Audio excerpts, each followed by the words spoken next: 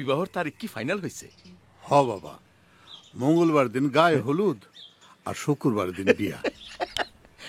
আলহামদুলিল্লাহ। আসলে বিয়ের তারিখটা নিয়ে আমি বিশেষ একটু টেনশনে ছিলাম, কারণ কোম্পানি থেকে আমি ছুটি পাইছি হচ্ছে 1 মাসে। এখন বিয়ের তারিখটা যদি ছুটির শেষের দিকে পড়ে তাইলে তো বিবাহ কইরেই বউরে রেখে চলে যাইতে হবে, এইটা ঠিক হইব না। আব্বা, আপনি কি লজ্জা পাইতেছেন? লজ্জা পাওয়ার কিছু নাই, এইটা আমি প্র্যাকটিক্যাল কথা বললাম। আম্মা, বউ কি আগের চেয়ে দেখতে সুন্দর হয়েছে? মানে শরীর স্বাস্থ্য কি ভালো হয়েছে? দেও তো, তুমিও লজ্জা পাও। আচ্ছা চলো চলো, ঘরে চলো, আহো। চল চল।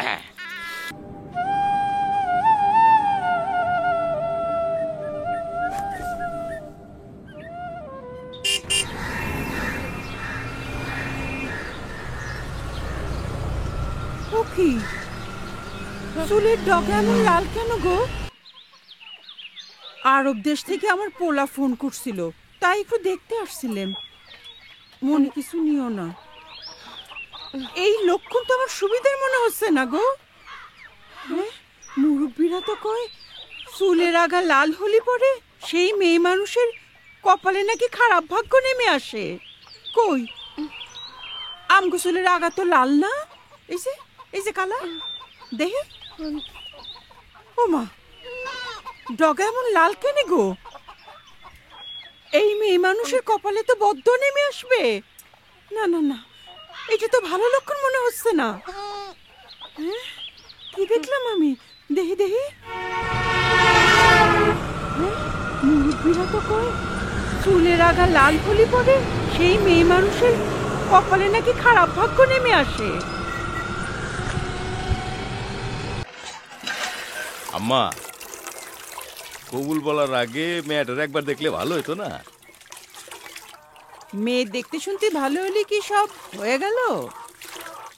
সত্যি বলতে কি, আমার অত ইচ্ছে নেই। আর আলতার সাথে বিয়ের ব্যাপারে তোর বাপের মতামতেরও একটু সমস্যা আছে। কি সমস্যা আম্মা? মেয়ের চুলের আগা লাল। আম্মা, আম্মা, আম্মা, মেয়ের চুল লাল বলে তোমার না পছন্দ, তাই না? কিন্তু তুমি তো জানো না, টাউনের সব টেডি মেয়েরাই কিন্তু এখন ঘোড়ার লেজের মতো চুলের আগা লাল করে রাখে। আমার তো দেখতেই খুবই ফাইন লাগে। আর তোমার কিন্তু ভুলে গেলে চলবে না, তোমার ছেলে কিন্তু ফরেনার, বিদেশ থাকে। কি জানি বাপ, তবু জমানা তো আমি বুঝতে পারি না।